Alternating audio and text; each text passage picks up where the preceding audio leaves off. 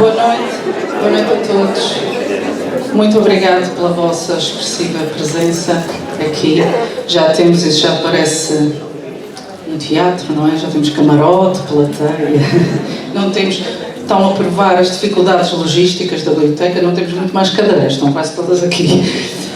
Queria começar por agradecer-vos pela presença, agradecer ao professor Eduardo Sá e dizer-vos algo que vocês não sabem, e por isso o meu agradecimento ainda é tem de ser mais expressivo. É que quando nós começámos esta rubrica o ano passado, a Conversa Com, tínhamos interesse de trazer, e temos trazido personalidades de diversas áreas, mas à cabeça surgiu logo o nome do psicólogo Eduardo Sá, pelas razões óbvias, as mesmas que vos trazem aqui. E, portanto, tentámos, foi difícil, dada a agenda do professor Eduardo Sá, conseguimos este ano, mas para aqui estar, o professor Eduardo Sá vai fazer uma espécie de viagem de circunnavegação ao arquipélago. E, portanto, vai-se levantar a horas impróprias, ontem chegou a horas impróprias. E, portanto, agradecer-lhe esta disponibilidade e a humildade de partilhar connosco, a biblioteca, convosco, os seus conhecimentos. Agradecer também ao Francisco Simões. Eu não os vou apresentar porque hoje não precisam da apresentação nenhum deles. O Francisco Simões também é um conhecido e reconhecido psicólogo, apreciado aqui em Portugal todo, portanto não vale a pena estar a espalhar isto. E dizer-vos que também prescindo dessa apresentação do professor Eduardo Sá, como vocês sabem, ele, não sendo místico nem mago, é um homem que traz magia à nossa vida, todos os dias. Pelos ensinamentos, pelos livros, porque escreve, pelo que diz, e faz com que, onde nós tínhamos colocado pontos, ele coloque normalmente vírgulas. E, portanto, aqueles conceitos e preceitos que nós seguíamos, alguns herdados dos pais dos avós, temos que os questionar. A biblioteca também é um local de acesso ao conhecimento, é um local onde a dúvida deve ter lugar, e é por isso que temos muito gosto, muita honra em ter aqui o professor Eduardo. Só mais duas coisas, como viram, temos livros à venda, temos livros no nosso serviço de empréstimo, todos os livros do professor Eduardo Sá, e um último agradecimento à minha equipa, à equipa da Dinamização Cultural da Biblioteca, que tem feito este e outros eventos, e que com dificuldades, mas com muito brilho e muita dedicação, vai pondo esses eventos de pé. De pé, muito obrigada a todos e boa conversa.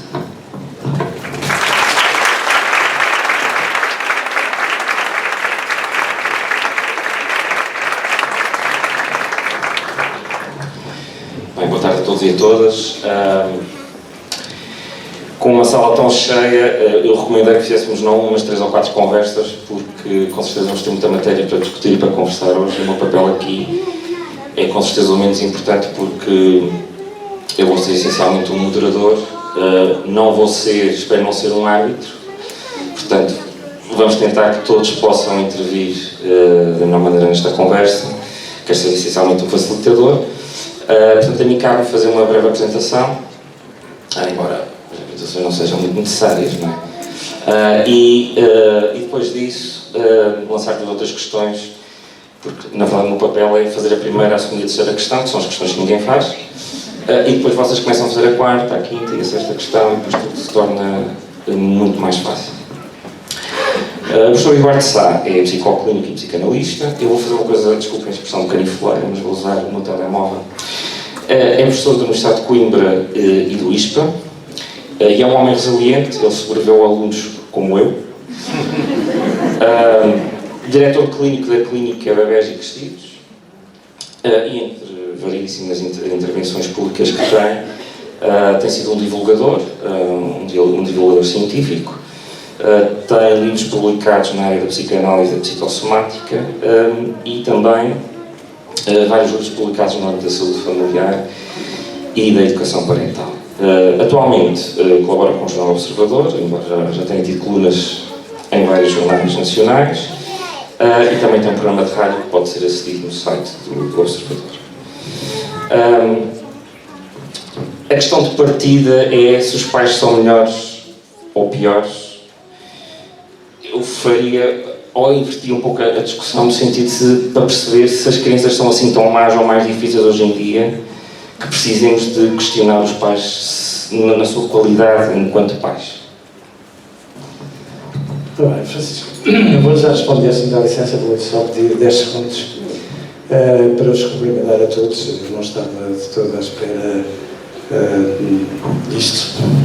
Sinto-me até um bocadinho embaraçado, devo dizer-vos.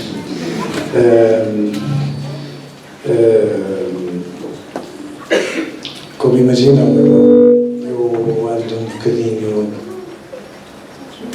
por este país, para cima e para baixo, mas é difícil ser, e não interpretem como se eu estivesse a ser falsamente gentil, porque não podem de todo esperar isto de mim, mas é difícil encontrar um local onde se seja recebido com tanta elegância e com tanta delicadeza. E, portanto, depois de hoje eu tenho a impressão que não volto cá, porque obviamente que não vou conseguir nunca mais uma sala destas, mas fico muito reconhecido pelo convite e por meia razão por ter ao meu lado esquerdo a pessoa que aqui está, porque somos bem desconhecidos, evidentemente, com muito gosto, aliás.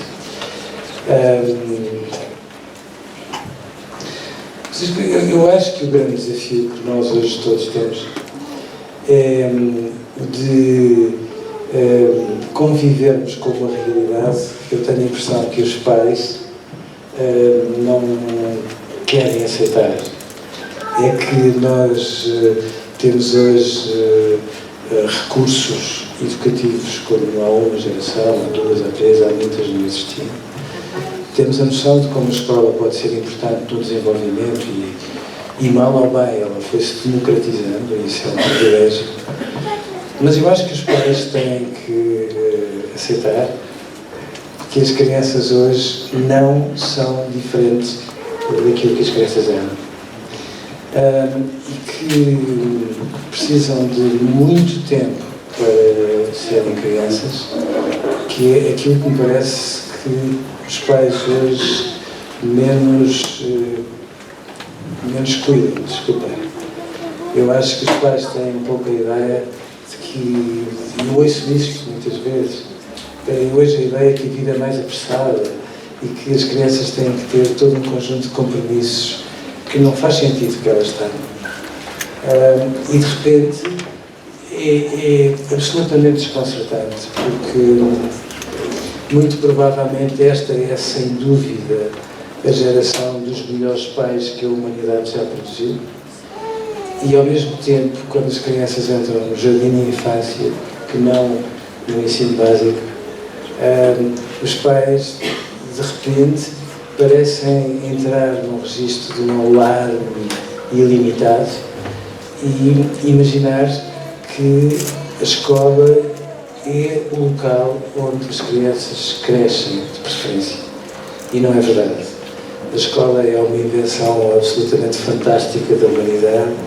O ensino obrigatório é a revolução que a humanidade seguramente fez, mas as crianças precisam de dar à escola a importância que ela tem, nem mais nem menos.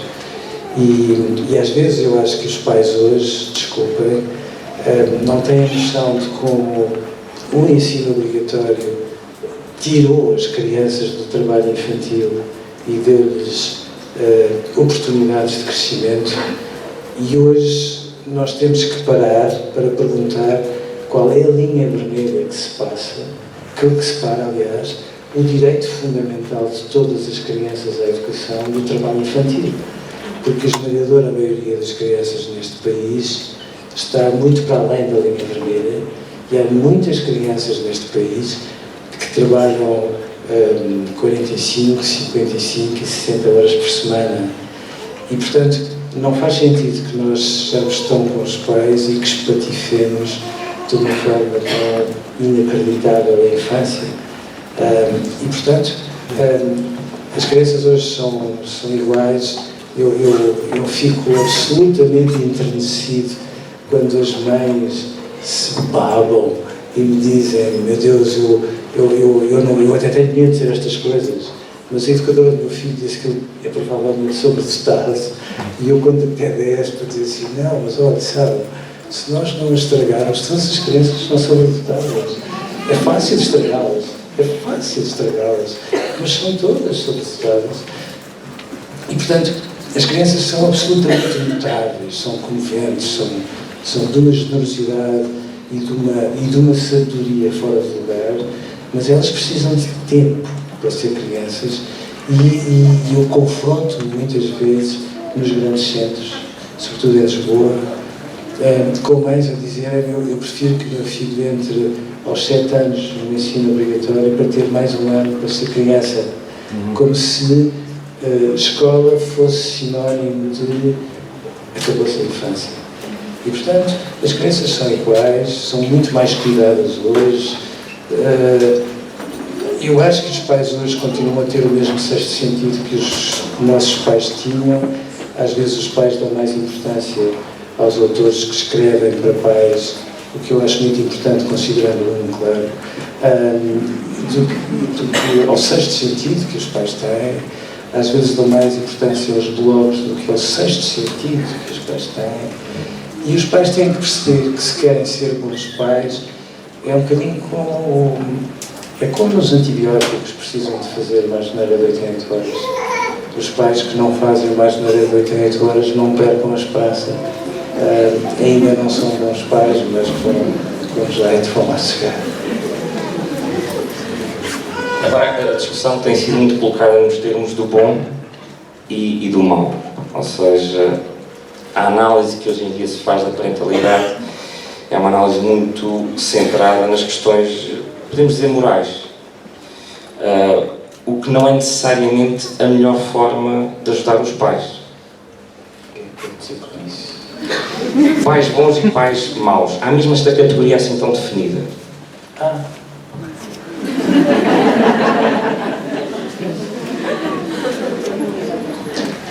Mas veja bem, sermos maus pais é das coisas mais fáceis que nós conseguimos ser, todos nós. Eu dou-vos 2 ou 3 exemplos para ficarem descansados acerca das vezes em que já foram maus pais. Lembrem-se, por exemplo, de uma altura qualquer em que os vossos pais chegaram a casa com a cabeça deste tamanho, com preocupações que nunca mais acabavam, e nós acabámos de partir a jarra do olo, que era tudo aquilo que a nossa mãe mais gostava, e a nossa mãe naquele dia zangou-se, como só as mães conseguem fazer, esganiçava, disse coisas horríveis, etc. E nós naquele minuto éramos pequeninos e guardámos aquela imagem, e pela vida fora passámos o tempo a dizer para nós próprios: eu quando for mãe ou pai, jamais sou nada mãe, sou chefe. Eu jamais vou dizer isto a um filho meu. E até à altura em que nós, um dia qualquer, chegamos atarefados a casa, eles andaram a jogar com um balão no meio da sala, partiram não sei o quê, e de repente nós damos-nos conta de estar a dizer a um filho, milimetricamente pelas mesmas palavras, aquilo que nós jurámos nunca dizer depois dos exemplos que a nossa mãe, o nosso pai deu. E quando nós vimos o olhar aterrado do nosso filho perante uma fúria da nossa parte, nós ficamos, faz-se um flash, e só aqui é que se cicatriza uma experiência infantil. Portanto, todos nós temos nódoas difíceis da nossa infância. Todos nós. Todos. Não vale a pena imaginarem que não é assim. Eu acho que todos nós, às vezes, quando pintamos a infância, pintamos-la em cor-de-rosa, como se fosse tudo fácil. E não é muitas vezes, nem provavelmente tem que ser, porque as crianças são tão intuitivas que guardam toda a expressão do olhar dos pais e guardam para que 20 ou 30 anos depois tomam as legendas adequadas. Eu acho uma ternura quando os pais às vezes me dizem assim: não, nós nunca discutimos à frente dos nossos filhos. E eu sorrio e digo assim: olha, não vale a pena. Porque quando nós estamos zangados com a pessoa que vive connosco, só falta termos luzinhas a acender. contrário a dizer perigo, alta tensão, que faz com que, pela vossa reação, isto não acontece em nada, que faz com que as crianças se portem lindamente naquele registro do género. Melhor ser exemplar, porque hoje, enfim, o mundo pode se unir para me tramar. E, portanto, as cicatrizes da nossa infância, as cicatrizes dolorosas da nossa infância, são oportunidades que todos temos para sermos nós pais de vez em quando. Aquilo que eu acho que os pais têm que perceber é que nós nunca aprendemos a ser bons pais se não tivermos a humildade de sermos maus de vez em quando. E aqui é que eu fico preocupado, porque eu acho que os pais têm a noção de que para serem bons não podem errar. Ora, é exatamente ao contrário, os pais precisam de errar mais vezes. Eu acho que esta geração de pais tem tanta ânsia de ser exemplar que erra de menos. Precisa de errar mais. Errar não é errar só por errar, é errar ousando fazer as coisas que só a convicção da mãe e do pai permitam que façam. Portanto, se você me disser assim, todavia ama os pais, e vejam, depois podemos perguntar porque é que eles escorregam e se tornam maus pais. Mas veja, às vezes há mães e pais em todas as outras ilhas do arquipélago, não neste, e no resto do país também se fala, que são aquelas pessoas que, quando eram estudantes, foram andando assim na escola, e que depois, quando têm filhos, infernizam a vida dos filhos e exigem que eles tenham boas notas, independentemente, inclusive dos professores que têm. E claro que os professores são pessoas importantes, mas de vez em quando há professores que são fabricentes, chatos e que estão zangados com o mundo e há uma química que às vezes não passa para todas as crianças. E portanto, às vezes nós somos maus pais quando exigimos ou esperamos que os nossos filhos reproduzam aquilo que nós idealizamos para nós e não concretizamos. E como imagino, os pais todos fazem um bocadinho isso e fazem pela melhor das intenções do mundo.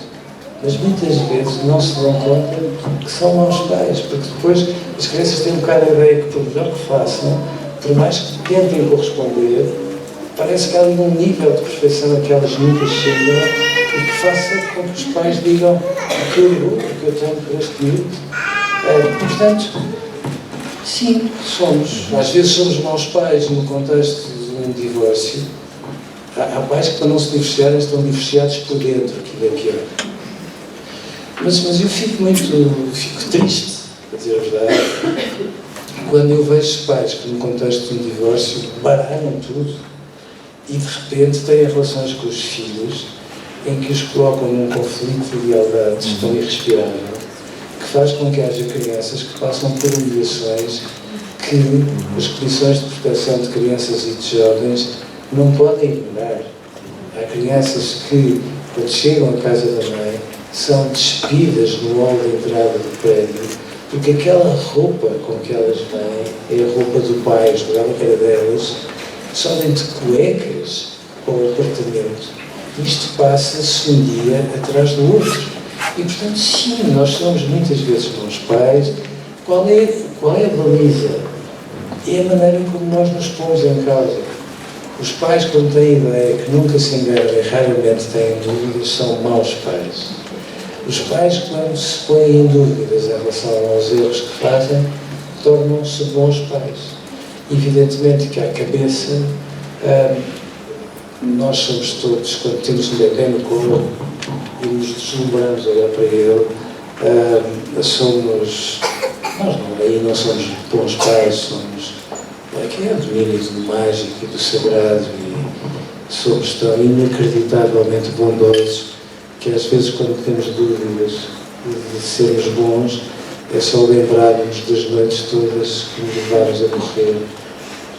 Vai, 1 mês, 2, 3, 4, 5, 1 ano, 2 anos, 3 anos, como acontece na maior parte dos casos a muitas mães, para percebermos o que é bondade e para percebermos que com tanta bondade podemos errar as vezes necessárias que não é para aí. que extraímos das crianças. Eu não sei se arrisco uma terceira questão, se passo já a terceira questão para o lado de lá. Não sei também se há algum micro na sala para circular pelas pessoas. Não há. Então tenho que projetar a vossa voz para se fazerem ouvir.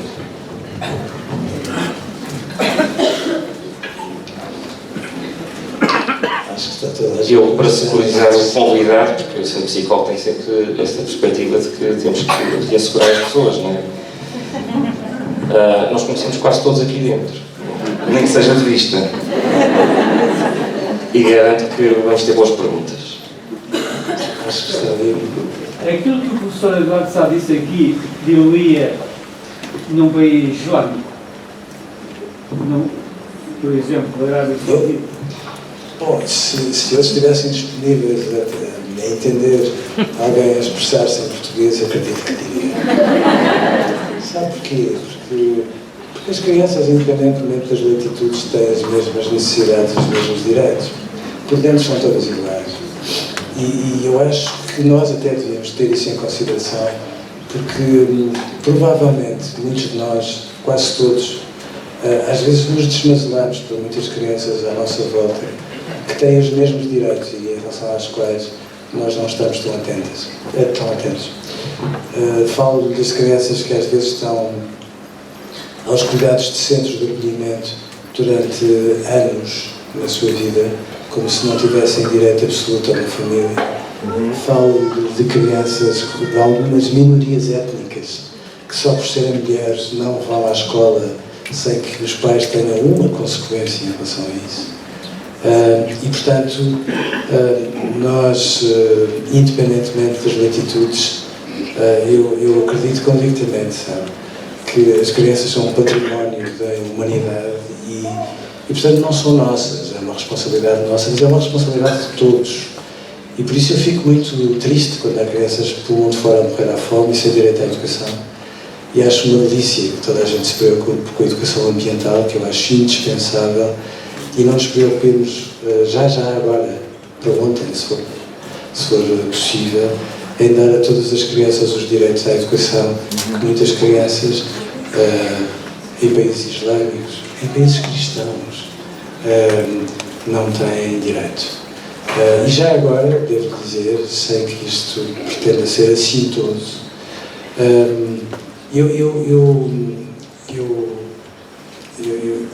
desculpa, mas eu acho que deve ser verdadeiro, portanto.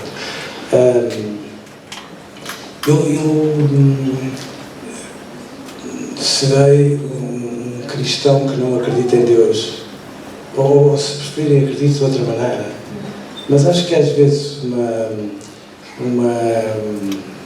uma conversa sobre a religião nas escolas será mais importante do que muitas aulas de muitas disciplinas consideradas fundamentais. Acho muito engraçado que na escola não se fala de discurso religioso, que é o discurso mais poético e mais metafórico que pode existir. E acho que devíamos fazê-lo.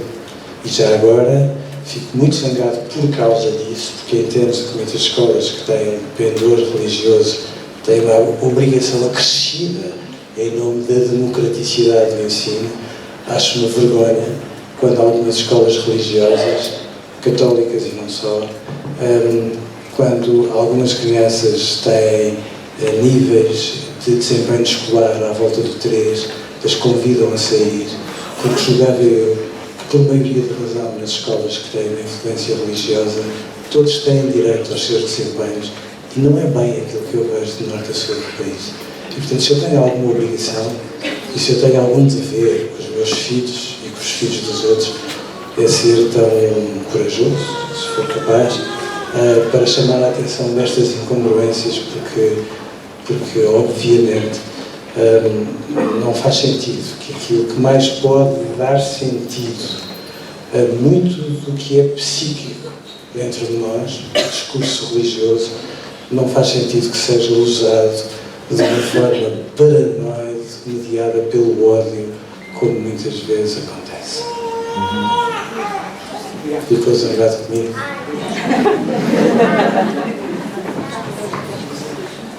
O não verbal não é de fúria. Outras questões? Quando não surgem outras questões, falou muito da questão do tempo e do tempo das crianças. Como é que esse tempo, em que medida é que esse tempo anda a ser invadido por responsabilidades? Que responsabilidades é que estamos a transferir para as crianças e de que modo estamos a fazê-lo e que consequências é que isso está a ter? As consequências são catastróficas. A impressão que eu tenho é que a maior parte das crianças no mundo faz lembrar uma economia industrial segundo a primeira revolução industrial. Desculpe que eu não sabia disso. Em que, no fundo, as crianças parecem ir acumulando horas de infância que não vivem numa espécie de banco de horas do qual elas nunca vão usufruir.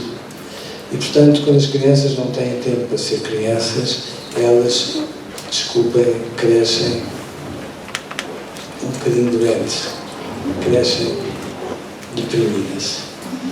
E, portanto, eu tenho medo que na ânsia de darmos formação, estejamos a criar crianças deprimidas.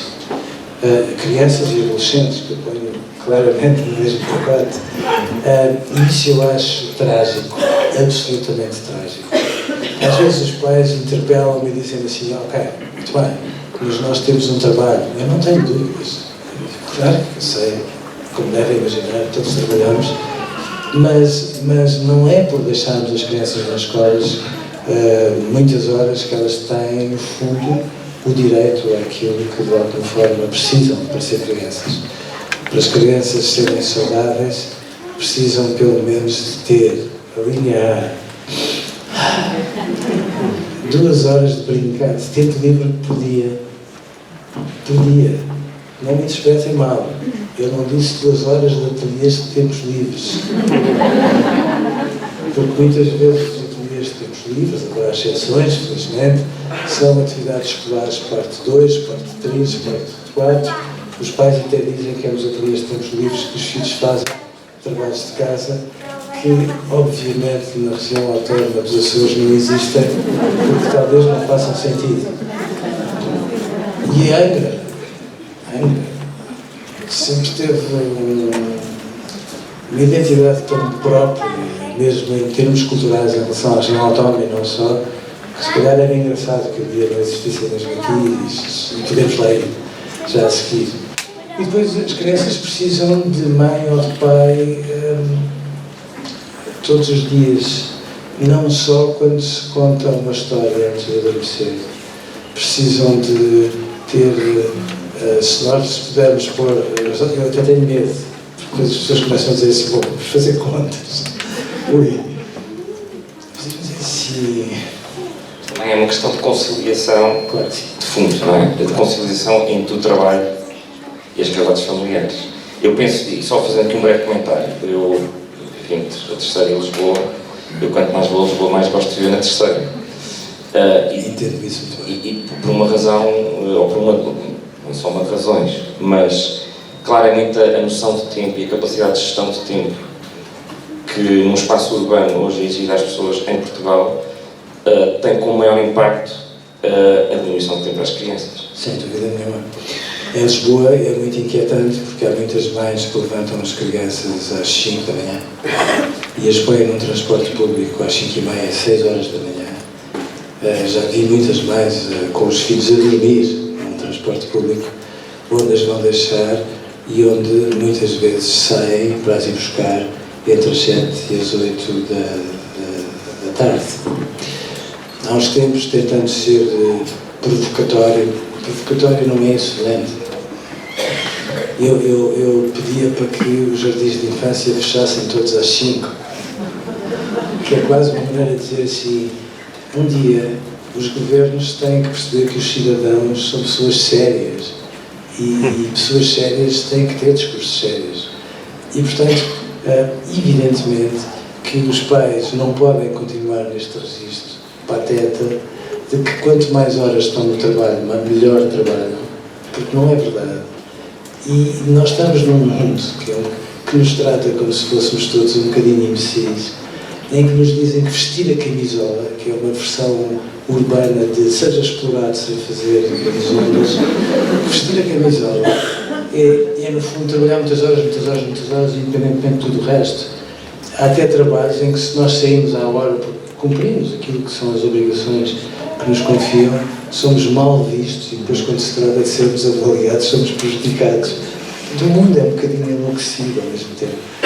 E, portanto, eu estava a dizer que uma hora, pelo menos uma hora de mãe, ou pelo menos uma hora de pai, independentemente do jantar e das histórias antes de dormir, por favor, é a vitamina do crescimento, sem dúvida. Devolvendo a bola, embora as camisolas não é interessantes que outras, devolvendo a bola aqui ao público, que há ali ao fundo uma questão. Não sei se... Boa tarde, estou orgulhosa de estar aqui com vocês, com todos. Estou emocionada porque he leído muitos livros de você e está de parabéns, Cláudia, e toda a equipa da biblioteca por haber conseguido trazê-lo aqui a todos. Mas eu tenho uma pergunta que acho que todos os pais aqui é comum em eles. Os pais de antes tiveram uma coisinha que nós agora temos. Não tiveram uma coisa que nós agora, para nós, às vezes resulta um problema. A tecnologia, o móvel. Os pais de antes não tiveram esse problema. Eu tenho unas adolescentes que están un día todo cuando llegan y entran en casa en un telemóvil, voladas. Y al principio cuando eran más pequeñinas, ante gestión, uy, Jesús. Al principio cuando eran pequeninas, más noviñas, até podían gestionar aquella coisinha, olha, hoy son 2 horiñas, hoy ahora apárase o telemóvil, ahora ficas con nós, ahora lees, ahora tal. Ahora que están máis vellas, acho unha causa perdida. Como você nos aconsella para gestionar ese tempo no telemóvil ou damos por causa perdida ya? Porque que si no está en el telemóvil, está en el ordenador está en el Netflix, si no la película, que es imposible. ¿Qué você acha desse asunto que nosos padres nunca tuvieron que lidar con este problema? El novo de nosa generación, não é? Mas eu respondo. Eu acho que a equipa da biblioteca está de parabéns por muitos motivos. Eu acho absolutamente fantástico que, ao contrário daquilo que se foi passando, se calhar um bocadinho no nosso crescimento escolar, em que quando nós nos portávamos mal numa aula íamos de castigo para a biblioteca, que é tudo aquilo que uma biblioteca não merece, eu acho absolutamente fascinante. Absolutamente fascinante, que ainda por cima é bonita. Esta biblioteca é bonita. Que a biblioteca abre as portas e tem esta gente toda, isso eu acho lindíssimo. Veja, quando se criou a escrita, vamos antes, muito antes da tecnologia, quando se criou a escrita houve muitos movimentos na humanidade que se insurgiram contra a aprendizagem da escrita, porque se dizia que isso impedia o homem de se recordar. Quando se criou o telefone, não o portátil, o outro, quando se criou o telefone, havia cursos de formação para lidar com o telefone, e na altura a Igreja Católica fez uma cruzada contra o uso do telefone, nomeadamente pela mulher, porque isso podia desviá-la por maus caminhos. Como eu tenho alguns quilómetros de rodagem, eu lembro-me de algumas associações de pais fazerem uma cruzada inacreditável contra os desenhos animados violentos. Como se a Heidi não fosse um desenho animal violento e outras coisas do género, porque isso estragava as crianças, ao mesmo tempo que em muitos jardins de infância dessa altura, felizmente que agora já não é assim, para que as crianças estivessem caladas, tinham desenhos animados de manhã, desenhos animados depois das atividades, desenhos animados, e quando chegavam a casa, os pais, para elas estarem mais quietas, davam-lhes desenhos animados. E, portanto, Era como se os pais dissessem: eles são maus, mas todavia são o melhor babysitter cá de casa. E agora, com a tecnologia, passa-se o mesmo. Eu devo dizer que quando perguntaram a um criador de um modelo da Citroën lindíssimo o que é que ele entendia que era um computador, ele respondeu: um computador é só um lápis mais caro. Eu achei fascinante a definição. Não é bem assim, mas é. E portanto, vejam, nós estamos de facto num mundo, já vamos às suas filhas, se me der licença, porque provavelmente são as nossas filhas, como se compreende. Nós vivemos num mundo que é o mundo que nos deve levar a todos a pensar. Nós neste momento estamos com uma tecnologia 4G, mas amanhã, é mesmo amanhã, teremos uma tecnologia 5G. Uma tecnologia 5G é absolutamente notável, porque nos permite descarregar um filme inteiro, em centésimos de segundo, em que nos dá para nos relacionarmos com mais de 1000 eletrodomésticos que nós temos, mais de 200 milhões de fontes de informação ao mesmo tempo, e ao mesmo tempo nós estamos cada vez mais a criar um mundo que depois da manhã, e é mesmo depois da manhã, é um mundo onde a inteligência artificial vai ser banal. A Confederação das Indústrias Portuguesas fez ainda há algum tempo um estudo e chegou à conclusão que com a introdução da inteligência artificial e dos robôs na indústria se vão perder à volta de 1,5 milhão de postos de trabalho. Portanto, nós estamos cada vez mais numa vertigem tecnológica que eu acho que é uma bênção. E é uma bênção porquê? Primeiro, porque a internet foi de início um instrumento de guerra e é absolutamente fascinante que nós tenhamos transformado a internet que temos no telefone como um instrumento que nos permite ter ao dispor a maior enciclopédia que a humanidade já produziu. Os telefones permitem também enviar mensagens de amor, que é uma coisa preciosa, por mais que eu acho que nós não devíamos deitar fora a prática de escrita de cartas de amor. E os telefones permitem também que alguns dos ministros enviem algumas mensagens assim,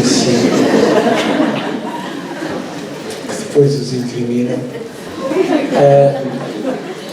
E, portanto, eu acho que os jogos de computador são jogos ótimos, porque são linguagem matemática da maior complexidade e que nos devia, aliás, dar a que pensar, porque muitos dos nossos filhos são exímios em jogos de computador, que implicam raciocínio matemático muito complexo e às vezes quando vimos as notas de matemática dos alunos portugueses, percebemos que há aqui qualquer coisa que não joga certo, porque eles são ótimos em complexidade matemática e depois parecem não ser assim tão bons quando se trata de resolver equações e outras coisas do género. Isto tudo para dizer que eu acho que a tecnologia é muito boa para as crianças e para os adolescentes.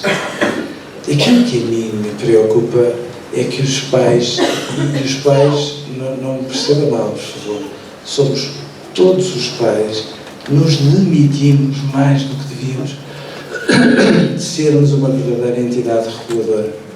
Eu acho que as crianças devem ter acesso a jogos de computador, mas acho que devem ter um acesso muito limitado ao longo de um dia. Tudo quanto se der mais de meia hora por dia acho verdadeiramente absurdo, porque os jogos de computador têm muita cafeína, estão para a vida das crianças como o Red Bull para muitos dos jovens que saem às vezes à noite e que precisam de estimulantes. Portanto, são um verdadeiro Red Bull, o que muitas vezes lhes dá asas, mas que não lhes dá na altura certa do dia, em que eles precisam de outro tipo de coisas para pensar. E ao fim de semana, tudo o que seja mais de 2 horas, eu acho um absurdo. Como acho um absurdo que haja muitas crianças em Portugal, de idades das mais diversas, a jogar um Fortnite de manhã, à tarde e à noite, porque isso não é razoável e não é prudente, até porque, sejamos razoáveis, muitos desses jogos viciam, agarram e criam dependências graves que às vezes os pais não ponderam. Agora, eu acho fascinante que os nossos filhos tenham grupos de WhatsApp. Eu disse os nossos filhos, porque os grupos de WhatsApp das mães preocupam.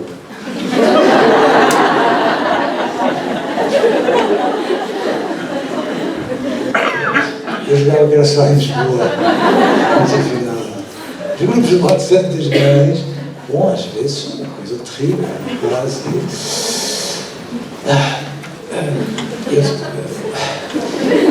Portanto, os grupos de WhatsApp são ótimos para os nossos filhos porque eles estão em diálogo uns com os outros. O que eu não acho que seja razoável é que um telemóvel seja uma segunda pele em relação aos nossos filhos. Eu há pouco estava ali a dizer, e acho mesmo isto, sabe? Eu achava delicioso que o governo regional ou uma empresa qualquer da região, ou que não seja da região, que fornecesse aos restaurantes da Ilha Terceira um autocolante para se pôr à porta a dizer recomenda-se que não se utilize o telemóvel durante as refeições, porque aquilo que me preocupa, estou a falar de todos nós, é que os pais passam a vir a dizer que os adolescentes passam muitas horas no telemóvel e os pais passam mais. E, portanto, a determinada altura, devo dizer que eu não percebo porque é que não se criam regras em casa do género.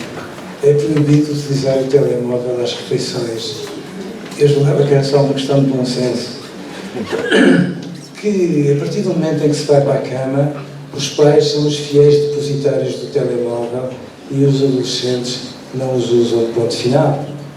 E que, portanto, num contexto destes, mesmo quando se vai numa viagem, não sei para onde, que os adolescentes estão intimados a conviver com os pais e a conversar com eles e a não se transformarem em adolescentes autistas. Nós pensamos, utilizando a língua materna, precisamos de ser muito claros a usar a língua materna para pensarmos melhor, e os adolescentes cada vez mais utilizam o português de uma forma assim. Utilizar o português de uma forma assim é um rombo gravíssimo e dramático no seu desenvolvimento. Porque escrevem muitas vezes o português como quem escreve mensagens escritas. Não pode ser. E, portanto, eu não fico preocupado com as novas tecnologias, mas é só mais uma responsabilidade que sobra para os pais e, portanto, eu percebo que os adolescentes caiam. Mas se os pais disserem, a partir do dia 27 de setembro, porque a diretora da Biblioteca de Angra sugeriu que não se deve usar o telemóvel, a mãe e o pai vão dizer sim ou não, os indivíduos, eu não vejo porque é que os pais não podem dizer não, porque eu acho que é não. Só isto. E acredito que os adolescentes, como sabe, depois ficam com uma fúria fora do lugar, deitam fundo dos ouvidos, dizem que a mãe das amigas é muito melhor que a mãe deles, que é tudo aquilo que os adolescentes que têm uma boa mãe dizem. A legenda é esta: se fosses boa mãe, fazias-me todas as vontades. Nem o Pai Natal, que é o Pai Natal, que é mais a mãe. Mas a função dos pais é essa, é dizer assim, não, acabou-se. E é aqui que eu acho que às vezes os pais se encolhem. Não percebo. Quando se trata de dizer não, porque eu entendo que é não. Às vezes os pais parecem ser o quê? Não, a linha A, porque eu acho que o telemóvel mais faz mal. A linha B, não, é não porque eu entendo que é não. Porque de repente parece que os pais exercem a autoridade no registro de desculpa qualquer coisinha. Os pais são o reservatório de justiça, mal seria que não fossem a lei lá em casa. É não agora. Se for não para os filhos, e chegar a hora, o pai puxa pelo telemóvel e diz é do meu trabalho, estão a arranjar a lenha para cima. Não sei se as suas filhas vão ficar contentes comigo. Não diga que eu disse. Na próxima vez. isso.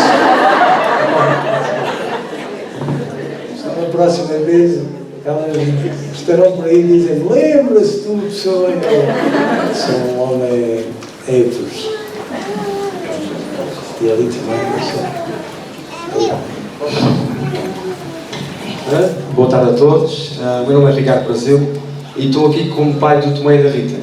Isto porque também sou seu colega e também trabalho com crianças e tenho o privilégio de trabalhar com duas populações. Eu trabalhei 3 anos na Comissão de Educação de Crianças e Jovens e neste momento ainda faço parte alargada e em consultório privado também tem 2 mundos.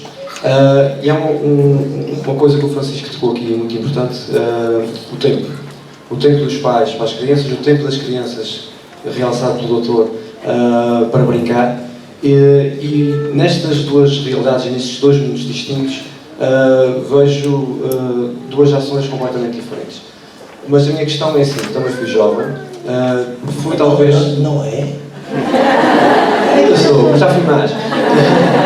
Mas vim de uma geração que combinava jogar futebol às 5 da tarde, no liceu depois das férias, e sem telefonema estávamos todos lá. Mas também sou da geração que apanhou os primeiros videojogos. Portanto, o que eu quero dizer é que numa das primeiras perguntas que o Francisco faz sobre a sociedade antigamente, se as crianças de hoje são diferentes das de antigamente, e a resposta do não ser, mas a nossa sociedade mudou.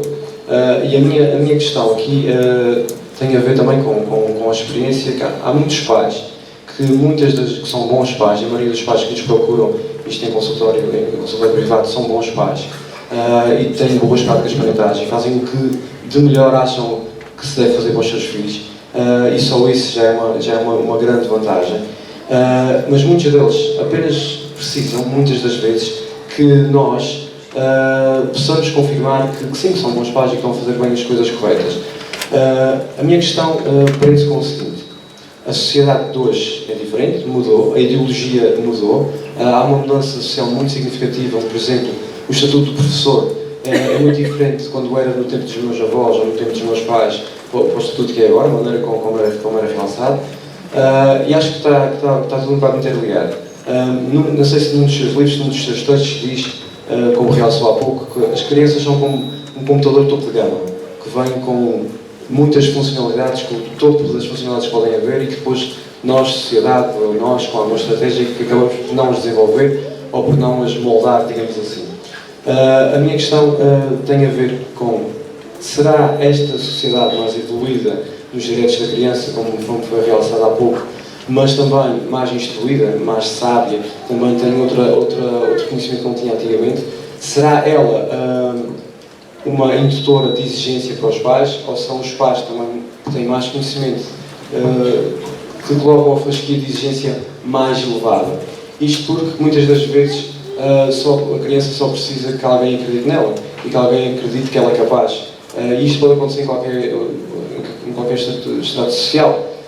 E temos aqui exemplos de várias vertentes. Um deles é ali da Caritas, onde realça o trabalho do meu colega Pedro, que está habituado e tem casos de sucesso muito interessantes, porque há uma equipa que naquele momento está a combater uma falha parental, mas que aquele jovem, numa fase da sua vida, vê que alguém acreditou nele e que alguém acha que ele vai conseguir.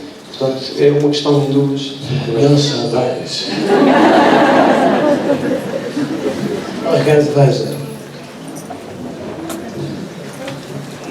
há pouco, quando eu entrei, é difícil sentir mais a caminhada em Angra, mas há pouco, quando eu entrei, disseram que eu tinha cá estado há 10 anos e eu fiquei absolutamente atónito, porque há 10 anos eu tinha 10 anos.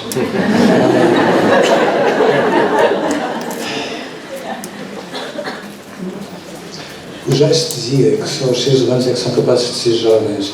Eu acho que à medida que ficamos mais velhos, temos essa oportunidade de, fora advogado, aprendemos a ser jovens ou não. Eu às vezes tenho a ideia que alguns adolescentes estão perigosamente numa espécie de pré-reforma em relação à vida e se perguntam. Mas não, veja... Sabe, quando nós estudamos as histórias das famílias, nós temos sempre a ideia que os nossos antepassados foram rigorosamente iguais a nós num vício de forma. Esta ideia de que nós somos o supra-sumo das competências humanas e que todos antes de nós eram uma espécie de pessoas que viviam ali num Jurássico qualquer. Há um ano e picos, quando um amigo meu brasileiro que está em Boston e que me convida regularmente, eu agradeço muito, aliás, que me convide para ir a Boston, pediu-me para eu falar da identidade líquida, pegando num texto que me fez muito furor de um filósofo que na altura estava muito em voga, e eu lembro-me de estar a pensar sobre tudo isso, e a certa altura parei e pensei assim, fantástico, porque nós temos a ideia que hoje é tudo muito fluido, mas ao mesmo tempo é muito apelativo. E eu acho que às vezes nós devíamos ler mais vezes a Bíblia, juro que acho, porque são textos de uma beleza absolutamente fantástica, e ler mais vezes os clássicos para nós percebermos que antes de nós houve pessoas de uma clarividência, de uma bondade e de uma inteligência que às vezes nos falta. E, portanto, nós somos muito bons em muitas coisas, mas às vezes falta-nos a humildade para sermos melhores. E, portanto, dir-me-á, a sociedade muda sempre. Este é o lado fascinante do mundo. Nós hoje estamos a discutir mal, a meu ver, um Estado que se calhar só existia na ficção científica, que é o de podermos em 2030, daqui a 11 anos, veja o que é termos filhos pequeninos, daqui a 11 anos, o que é que são 11 anos? Nós podemos estar num estado de não retorno e é absolutamente vergonhoso ver como vários agentes políticos aproveitam questões sérias para se encarvalitarem nelas e para lhes tirar a importância. Eu acho muito importante que uma miúda sueca faça o papel de dizer o rei vai nu.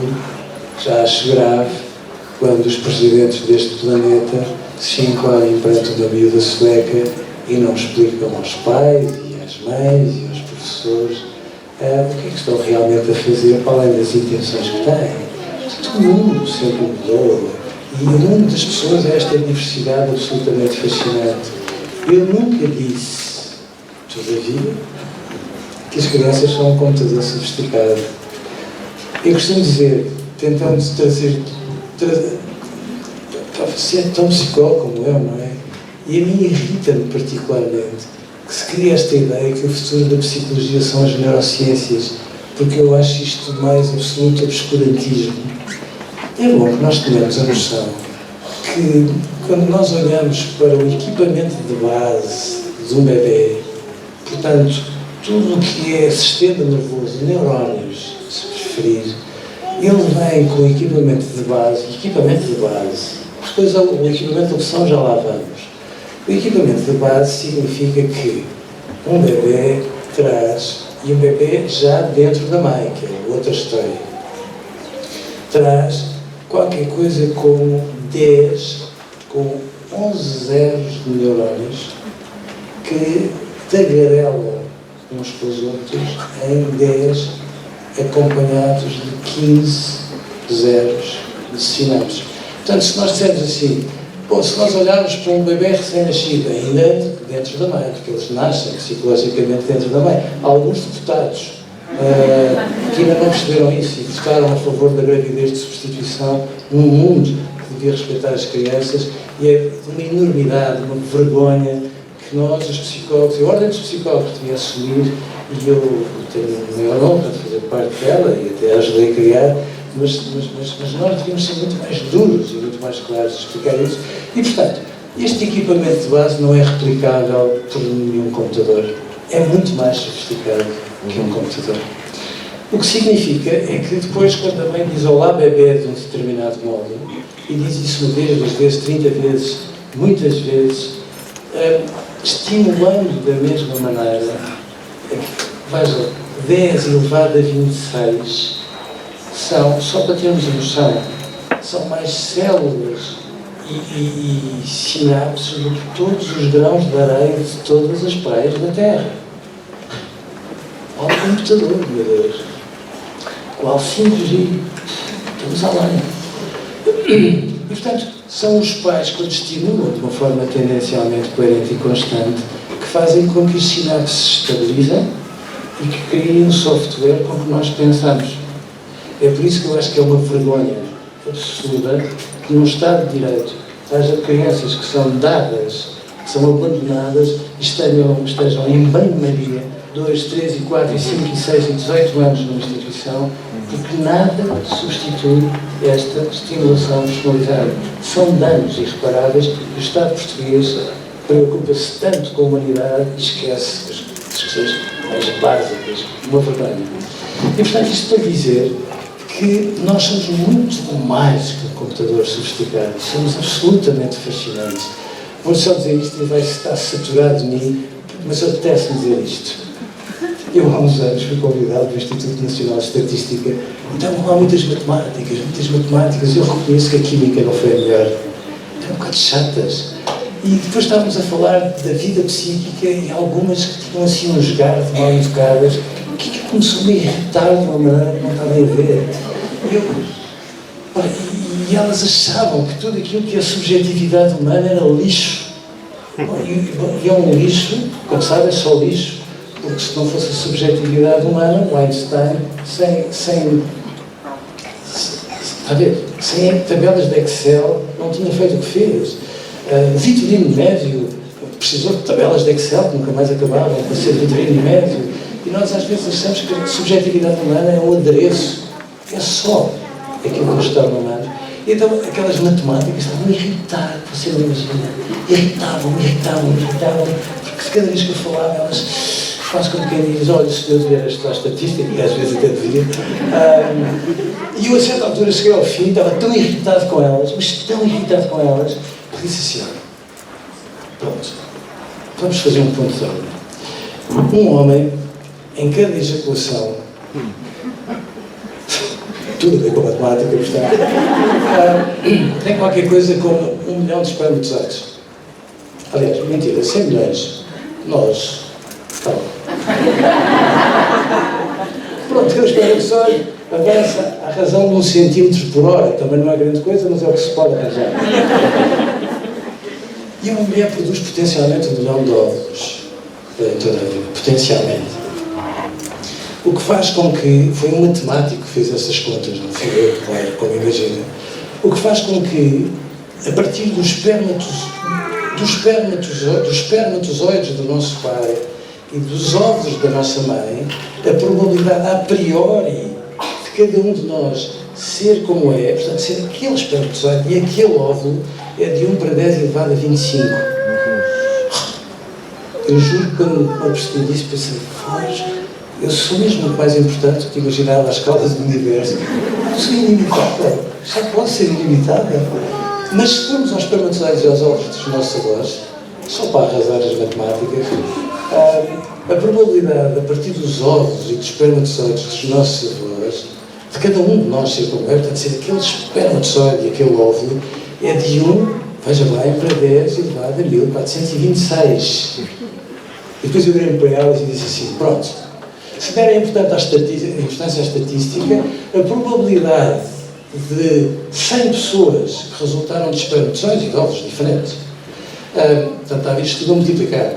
100 pessoas vezes 1 para 10 elevado a 1426, arraseias, como devem imaginar, a probabilidade a priori de nós nos encontrarmos um dia para conversarmos sobre estas coisas não existe. Logo, se estiverem zangadas comigo, esqueçam, porque à luz da teoria das probabilidades este momento nunca existiu. Adorei dizer isto. Elas são muito irritáveis.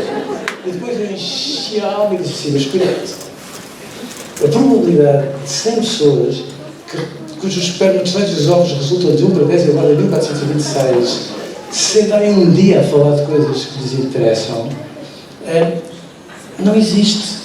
Mas o que é fascinante é que quando 100 pessoas que se entendem pensar sobre um conjunto de coisas se decidem pensar em conjunto, até a mais completa improbabilidade existe.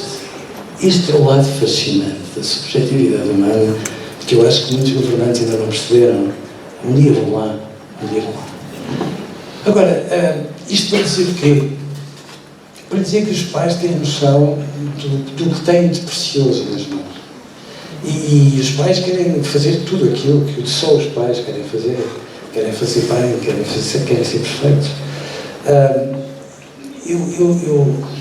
Eu criei uma das primeiras escolas de pais em Portugal e fechei logo a seguir, porque eu tenho medo dos nossos colegas psicólogos nas escolas de pais. Esta ideia de tratar às vezes os pais como se fossem pessoas mais ou menos incapazes, que precisam de ser cultivadas, não é verdade. Mas a nossa função social, como diz, é uma função fundamental. Explico, não é valorizar os pais, é dizer assim, por favor, deixem-se tolices, leiam os blogs todos que entendam, mas chegada a hora da verdade, olhem para lá para dentro e digam assim, onde está o sexto sentido?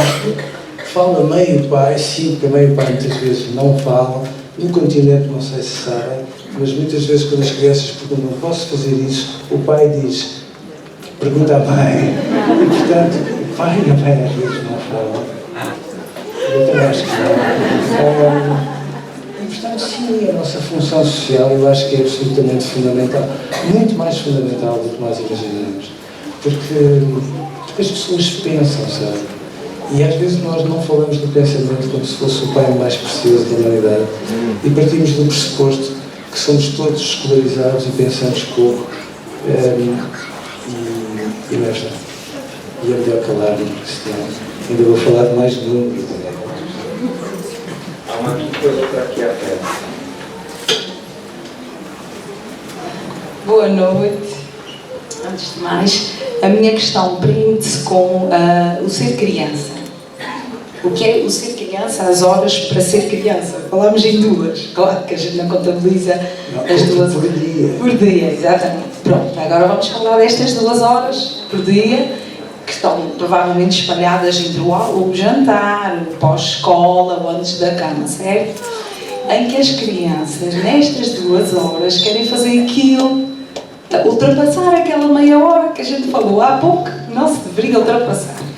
E querem ocupar estas 2 horas com coisas que a gente não acha que sejam as mais adequadas, pelos motivos que falámos há pouco, a tecnologia. Portanto, à medida que a criança vai crescendo, em pequenina a gente ainda é mais fácil deixá-la ser criança. Mas quando começa ali as pré-adolescências ou antes disso, cada vez deixar ser criança é mais difícil. Porque, ou é porque eu não sei o que é deixar ser criança, eles, pronto, tens tempo livre, vá lá, filho, faz o que te apetece, aquelas coisas que não fazes quando não tens tempo. Vá lá. E eles vão lá direitinhos para a tecnologia. E a gente, pronto, já está, filho, já passaste aí meia hora, pronto, já, não, mãe, não, falta só isto e aquilo, munição, ira. Pronto. Por favor, com essa voz adocicada, até eu fazia isso. Não, e depois a questão do, pronto, já está, esta parte. Oh, mamãe, não tenho mais nada para fazer. Não tenho mais nada para fazer, mas agora o que é que eu vou fazer? Oh, fiz tanta coisa, os jogos, não tenho mais nada para fazer. Só, portanto, como é que a gente vai deixá-los serem criança? Eles vão... exatamente, vamos ver se a gente... Eu já tenho ouvido muita pressão. Mas depois, na prática, há a referir-se, porque não deixas fazer o que quer, porque eu queria fazer isto, pronto, e a referir-se, não, porque não, e hoje eu vou chegar a casa e vou dizer, olha, o senhor Eduardo sabe? Era só meu. Esta questão já vem, esta luta já vem há muito tempo, mas quando eles vão crescendo, ser criança é mais difícil para mim de gerir. Para todos. Conselhos. Não seja bom me levantar, porque eu não consigo ver toda a gente se eu me levantar. Olha, eu e a minha mulher fomos até aos biscoitos. Os biscoitos são lindíssimos. São lindíssimos. E confidenciámos um ao outro que um dia gostávamos de ter uma casa na terceira. E, portanto, peço-lhe encarecidamente que não diga isso. aos seus adolescentes. E quando estes dias andamos nós aí pela rua e as coisas correm-nos mal. Sabe qual é a versão mais ternurenta das mães? É muitas vezes chegarem ao pé de mim e dizerem assim: olha, eu tenho um problema grave porque o meu filho não gosta de ser contrariado. Eu acho de uma ternura sem fim. Eu acho. Porque se me dissessem, olha, das coisas que o meu filho mais gosta é ser contrariado, eu ficava completamente aflito. E portanto, agora vai ficar zangada comigo.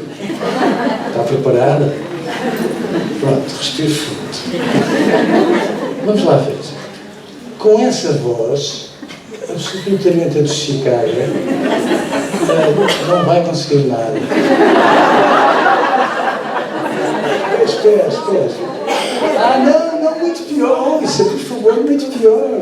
Sabe que as mães às vezes dizem assim, depois não sabe do que é que eu sou capaz quando eu me passo. E as mães são de uma transparência tão bonita que às vezes dizem assim, porque eu às vezes grito muito.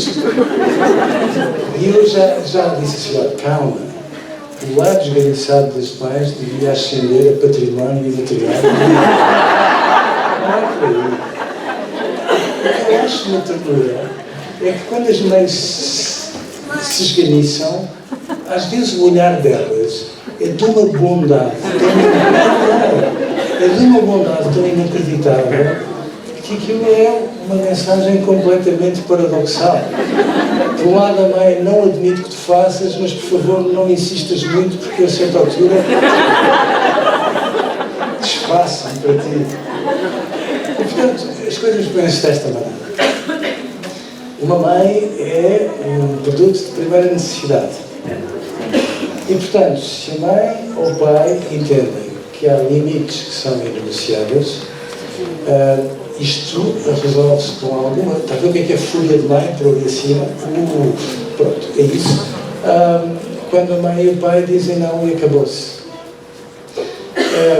Digo-lhe assim, mas tem a noção que passamos da refilice a uma cena italiana? Tem.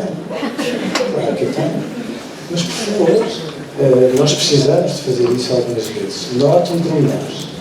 Às vezes as cenas à italiana nas nossas famílias são mais frequentes por uma razão simples.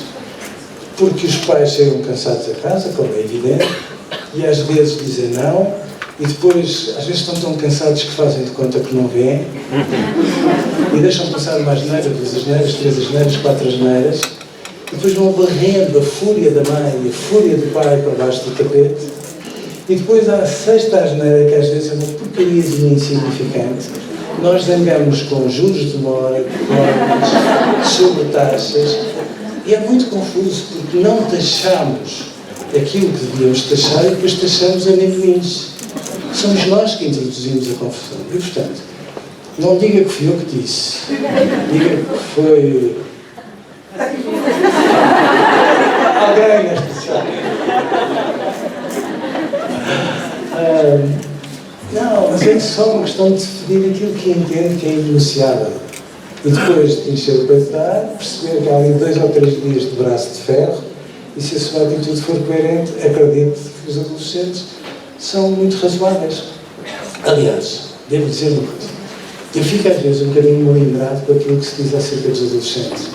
Os adolescentes às vezes têm 1,90 m e são crianças pequeninas, precisam de colo, precisam de mimo e precisam de alguém a definir regras também.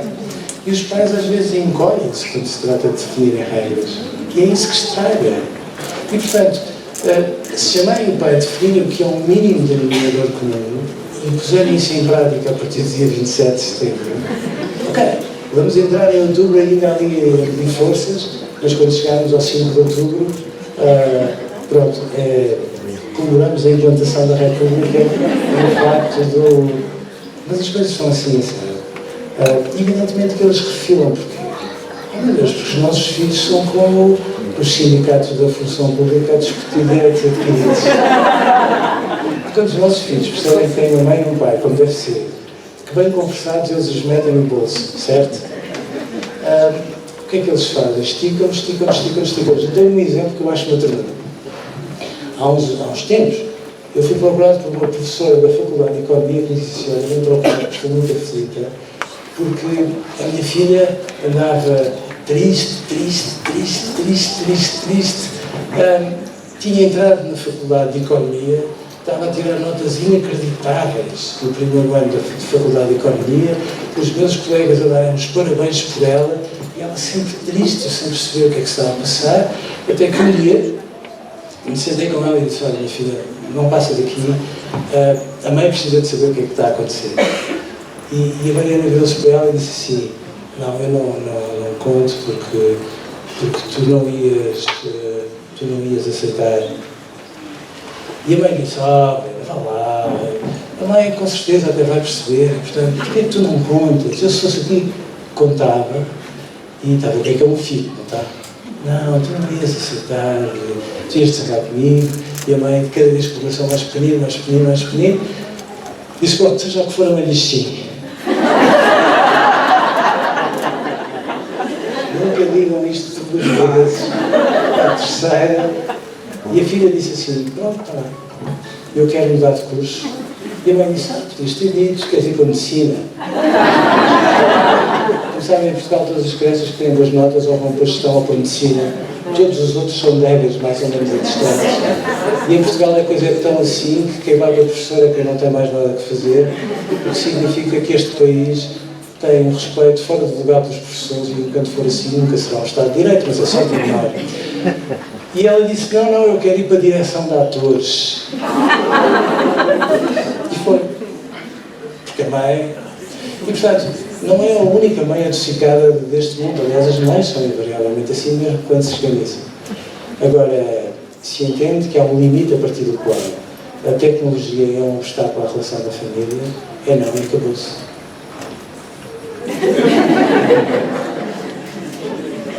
Não fui eu que disse.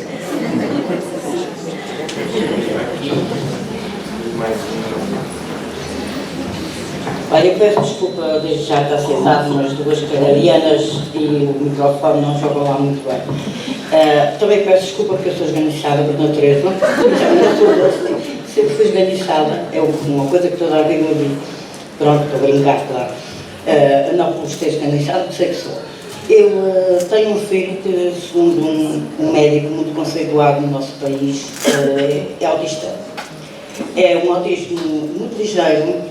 Tão ligeiro que não é doença. Aliás, a comparação desse senhor doutor foi que com 60 quilos nós estamos bem, com 150 somos doentes.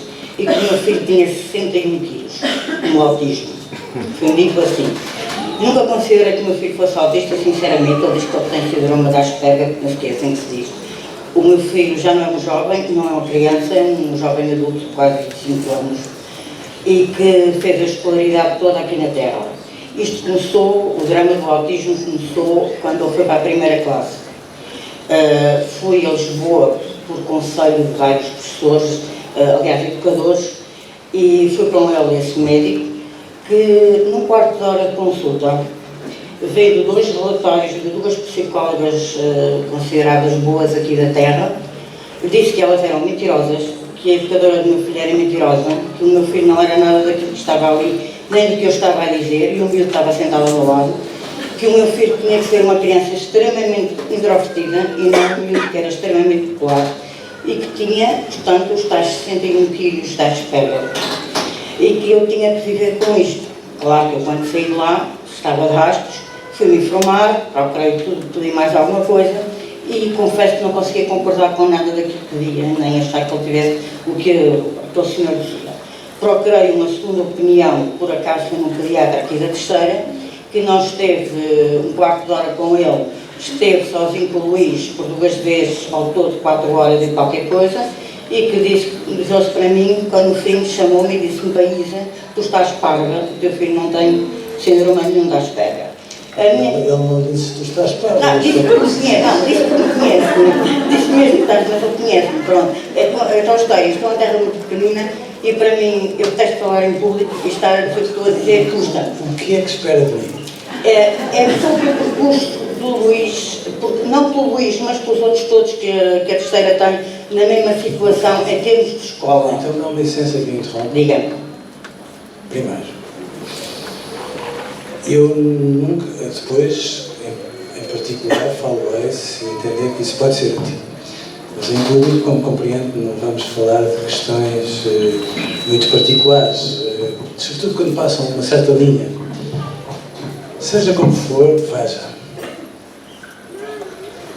Eu tenho medo que em Portugal tenha existido, e se me derem licença, só mais um parênteses, se me derem licença, eu vou responder a esta questão, e depois uma última questão, e depois eu tenho que ir jantar com a minha mulher.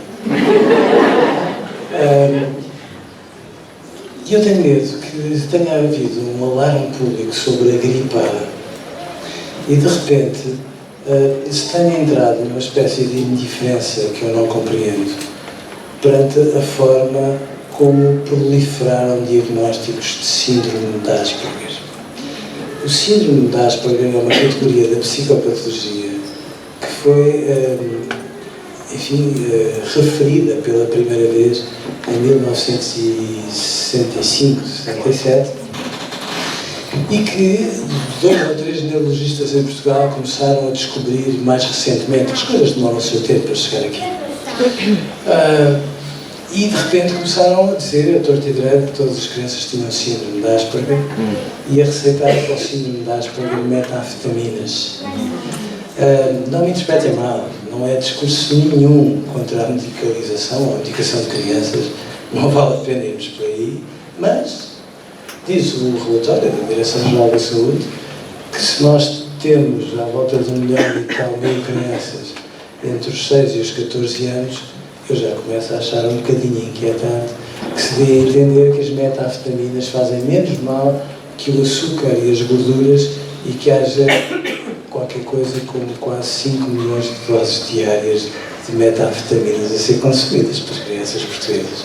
Mas nós vivemos num país engraçadíssimo, porque isto nem sequer é uma questão para a Direção-Geral da Saúde vir cá fora e dizer assim, não pode ser, diz-se devagarinho. Aconselhamos a não se medicar tantas crianças por tudo e por nada, nomeadamente com diagnósticos de psicopatologia que são colocados por neurologistas. Vejam o que era se eu começasse, de repente, a diagnosticar epilepsia à torta e direito. Era uma festa. E, portanto, eu tenho medo dos diagnósticos colocados de uma forma apressada. Tenho muito medo, é muito escorregadio, é imprudente, é insensato. Tenho medo, ficar zangados, que de vez em quando haja uma escola ou outra que ache que as crianças, quando têm metanfetaminas, ficam mais sossegadas. Ficam. A fatura é que depois sobra para os pais. Ninguém fala da fatura, são pormenor. E de repente há até colégios, estou a lembrar de um do Porto, em que se contam pelos dedos de uma mão as crianças de uma turma que não tomam metanfetaminas porque o que está em causa é que elas tenham cada vez mais rendimento. E eu sei que há até uma dessas pessoas que diagnosticam muito esse tipo de coisas que costumam dizer assim, tem 2 alternativas, quer que o seu filho seja inteligente, dê isto, quer que o seu filho não seja inteligente. E portanto temos que ser mais sensatos e mais prudentes. Agora, começa a ser a altura dos governos perceberem que os técnicos de saúde mental no agrupamento escolar são um bem de primeira necessidade e que não é razoável que para 4.000 crianças no agrupamento, estou a dar exemplos que existem, haja, por exemplo, um psicólogo, quando há, que tem como função estar na retaguarda a ajudar os professores a mexer naquele aluno daquela maneira, a mexer naquele daquela, etc, e a fazer a triagem indispensável. E, portanto, tenho muito medo que às vezes se entre por um diagnóstico dentro, porque depois funciona como os slogans na política. Repete-se muitas vezes, depois o diagnóstico fica colado à pele e não pode ser.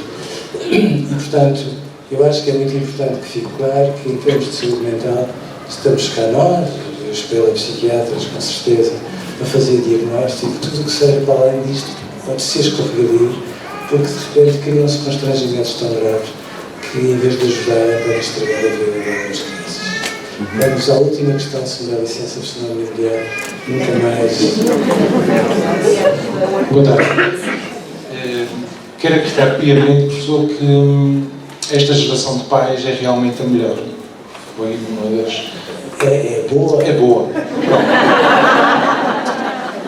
Vamos classificá-la assim. Só quero é perceber, e se me conseguir ajudar, a diferença, o custo do não de hoje para o não do meu pai, que era muito mais explícito. Mas eu digo com todo gosto. Sabe que eu às vezes, eu ainda cresci numa escola onde por cada erro os alunos levavam uma reguada, e acho absolutamente escandaloso que haja pessoas que suspirem por essa escola do antigo regime como se essa fosse a escola. Mas enfim, como terá alguns quilómetros de rodagem, eu lembro-me que muitos pais, de há 2 gerações atrás, o pai não tocava no filho e muitas vezes não lhe dava um beijo e em algumas circunstâncias dava-lhe a mão a beijar. O pai hoje é mãe deste país, não se esqueçam. É fantástico, a função da mãe não mudou muito ao longo da humanidade. A função do pai mudou inacreditavelmente. E, portanto, hoje os pais estão muito mais presentes na vida dos filhos e, portanto, são um bem de primeira necessidade. Aquilo que eu acho é que muitos pais hoje, lembrando-se de nãos autoritários que tiveram, às vezes quando se trata de dizer não porque eu convictamente entendo que é não, encolhem-se como se o exercício da autoridade fosse um exercício de autoritarismo. Ora, a autoridade é um exercício de bondade. O autoritarismo é um exercício discricionário, grave. Bom, mas é de bondade. E veja isto, quando eu digo que não a um filho, eu estou a dizer vários sims ao mesmo tempo. Às vezes é importante termos noção disto. Estou a dizer que sim às minhas convicções. Estou a dizer que sim à capacidade de entendimento que eu acho que ele pode ter em relação a mim. Estou a dizer que sim à relação que nós temos, porque eu entendo que quando eu digo que não, eu magoo um bocadinho. Mas, convictamente, eu acho que a nossa relação é tão robusta que, em vez de ficar frágil, cresce os meus nós. E, portanto, eu entendo que os pais têm várias características. Para serem pais, são sábios, são bondosos e são justos. E, portanto, se o não do pai e da mãe for não, ponto de exclamação, as crianças agradecem. Porque se nós fizermos isto de forma coerente, elas ficam com o norte. Está a ver o norte da bússola? Fica lá o norte. E não vale a pena a mãe e o pai dizerem, bom, mas a maneira como eu digo que não e a maneira como o pai diz que não são iguais. Claro que não. Eu acho que às vezes ainda há muitas pessoas que entendem o contraditório como uma ameaça à sabedoria humana. Mas a maneira como a mãe e o pai se zangam, como dão colo, como explicam, como contam histórias, é tudo diferente. As crianças têm um mínimo denominador comum entre as diferenças da mãe e do pai. Eu acho muito ternura quando os adolescentes dizem sim, graças a Deus, que o meu pai não se deu conta do estado em que eu cheguei. Sim. Porque se o lado esganiçado das mães devia ser património material da humanidade, o lado distraído dos pais devia ser património da humanidade. E as senhoras não têm noção de como custa fazer de conta que somos distraídos. Eu outro dia uma adolescente me dizia, uma delícia, ela dizia assim, não está a ver, meu pai foi-me buscar 17 anos. Eu vinha num estado deplorável e ele perguntava, fala, correu bem a noite? Eu só dizia, Eu não acredito que o teu pai não tenha dado por nada. Acredito, não deu por nada. Depois entramos e ele ainda tentou falar comigo e eu disse, me fala, por favor, diz-me que não deste uma volta muito depressa. Ele disse, ele não deu por nada. Pronto, os pais fazem isto. Eles são bondosos. Agora, os pais bondosos são capazes de fazer isto e depois, em função dos telemóveis, da boa educação, são capazes de dizer não porque eu entendo que é não. E eu acho que se a função do pai mudou muito, e bem, isto do pai ser o chefe de família não faz sentido, mas mudou tanto que neste momento nós trocamos o pai como chefe de família pela criança como chefe de família. Não pode ser.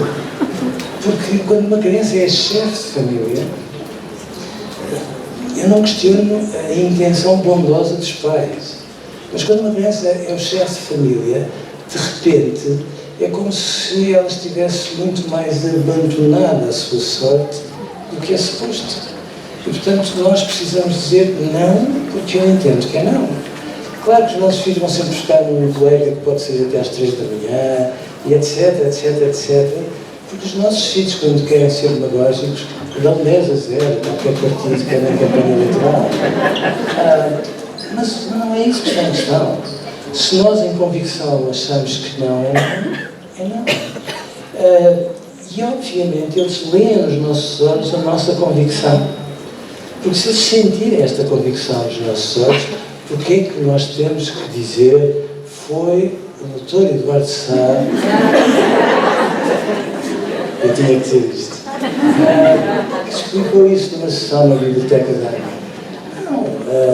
E sim, eu acho que de repente, neste momento, nós estamos num contexto em que um pai ou uma mãe para dizer que não, parecem os professores quando têm que explicar que um aluno não está bem na sala, preencher papéis, como se a autoridade não fosse um exercício de sabedoria e de justiça. É. Meus senhores e meus senhores, um dia...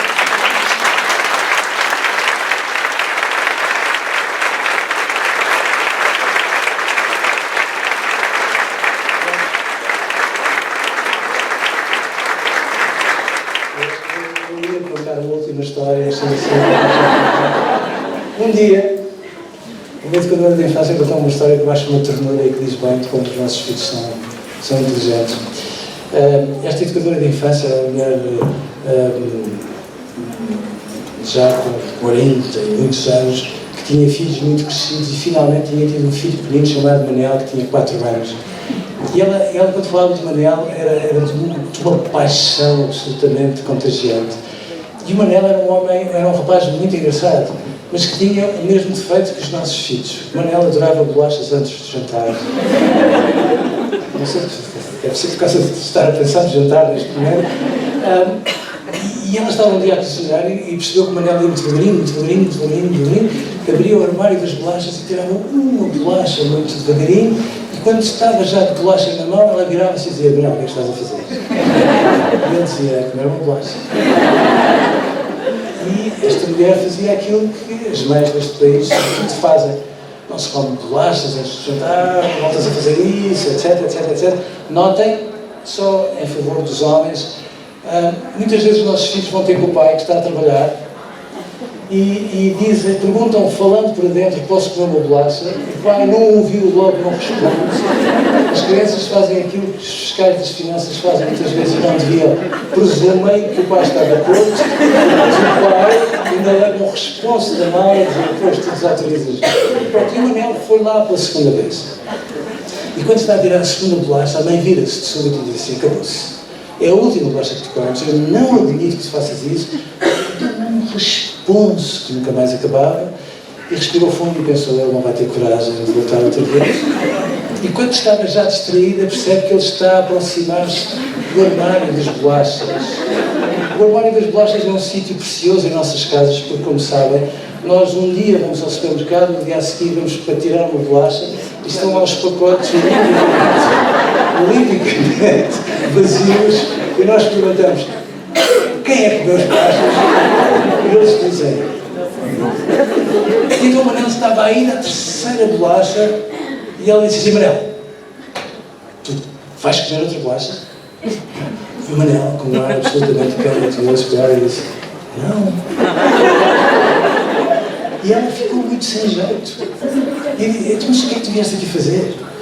E o Manel disse: eu vim-te cá contar uma história. Vocês sabem como é que são os educadores de infância? Quando tem uma criança de 4 anos a querer contar uma história, a educadora de infância desmorona-se, abre o coração e Eu disse, então conta. E o Manel disse, era uma vez um menino que queria bolachas.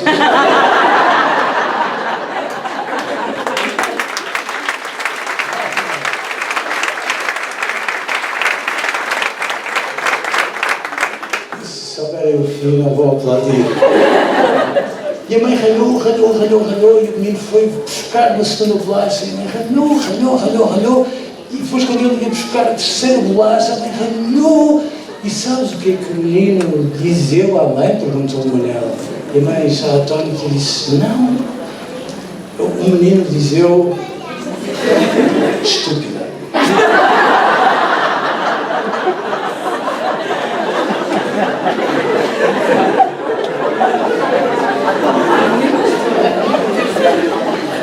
Os vossos filhos são assim.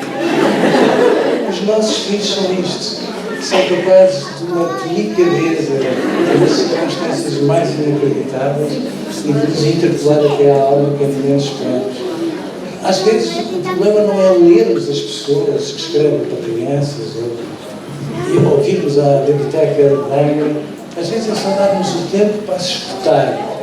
Porque se escutarmos, o mundo fica mais simples e fica saudavelmente mais bonito. Fico muito agradecido por terem vindo, pelo espaço a que têm correspondido e até a